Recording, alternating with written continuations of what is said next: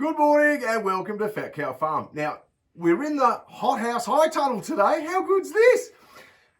And I've just done some experimental processes on what the best way it's going to be about putting some shelving together. And I'm pretty happy the way that it's all worked out. Now, what I thought I would do to start off, because if you guys remember, we had the goats back over yonder in that second swale, and they're clearing that out. Now, I've taken them out, and I'll show you that later on.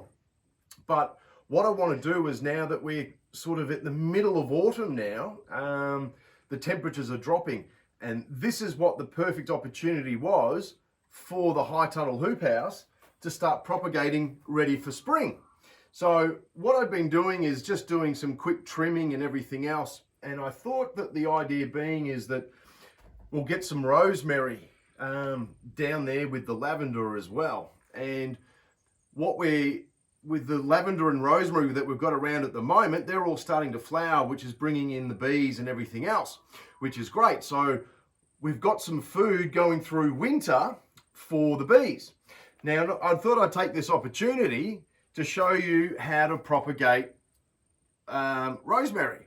Now, I've already done a few already. Now, remembering here at Fat Cow Farm, we use these forestry trays, and what are they? They're about 100 mil.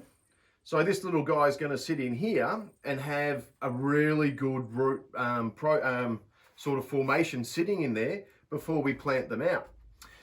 Now, rosemary is so simple. It's exactly the same as lavender. So what I've done is, after all the pruning, and I've just taken the tips off the rosemary now. Now, all we do here is strip the bottom of the little stem. And I typically use the green stems. And you can see there that there's a little bit of flexibility in that, and it's not going to snap, but it's not limp either.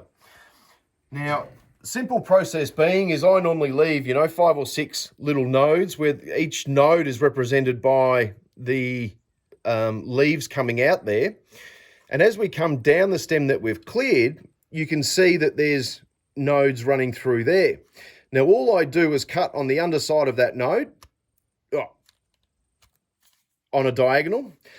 The reason we cut it on the diagonal is so that we actually can increase the surface area when we put it into our hormone growth. Now, again, there's 1,000 million different brands of hormone growth out there. Now, just our supplier down the road, he has a Yates. Now, this is for soft and semi-hard cuttings.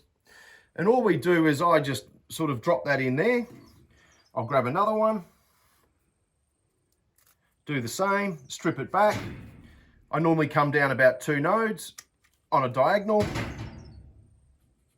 leave that one in there, and the process just starts forming itself. Clear back the leaves, 2 nodes, trim, and away we go. Now, I just leave them in there purely just so that they can start absorbing. Now, in the trays that we've got, I'm actually trying something a little bit different. You might be able to see that there's all this little white stuff in there, and that's perlite. What I want to try and do is actually increase the drainage now for all the cuttings, now that we're in the high tunnel hoop house.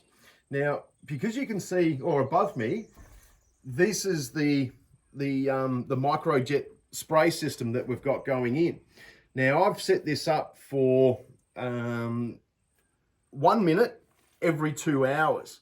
Now, that may be a lot. It's all going to be in a bit of an experiment, but I was thinking that because of the frequency of watering that we're doing, I want these little guys to drain a lot freer. So what we've done is we've mixed the chicken coop soil with a little bit of seed raising mix and perlite. So we've mixed all that together, and we're just going to see how that sort of turns out as an experiment. Now, look, it might work, it might not, but I thought we'd give it a bit of a crack. Now, all we're doing here is making some holes in the little forestry tubes so that when we put our cutting in, we're not wiping away all that growth hormone. You can see it sort of congealing at the bottom of that stem there. We'll plug her in the hole.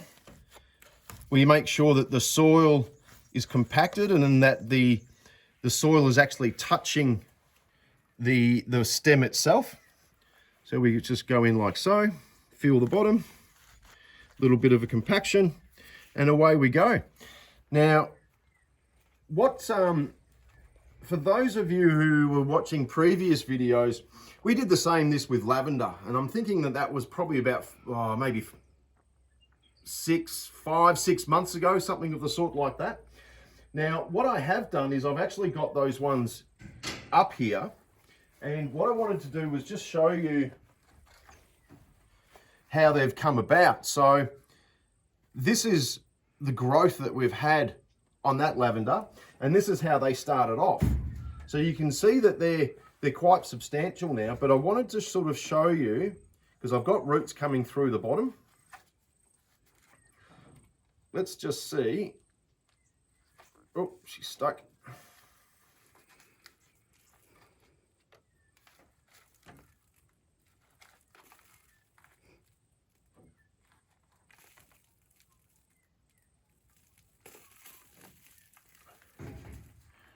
All right, so with the same process, and what we did is this, and lavender and rosemary are exactly the same. We've cut diagonally on that stem, and you can see where the roots have come through.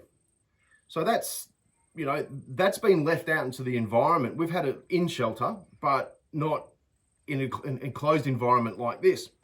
So that's what I'm expecting coming up into spring, and then we can start planting out. Now, these little guys will be going into that swale now for the winter duration. And so that come spring, these guys would have already established themselves and we're ready to rock and roll. So how about that, eh? The first propagation process in the high tunnel hoop house. How exciting. And it's just going to go on and on and on. So for all about rosemary propagation from the bushes that you've got at home, like and subscribe, and I'll see you soon.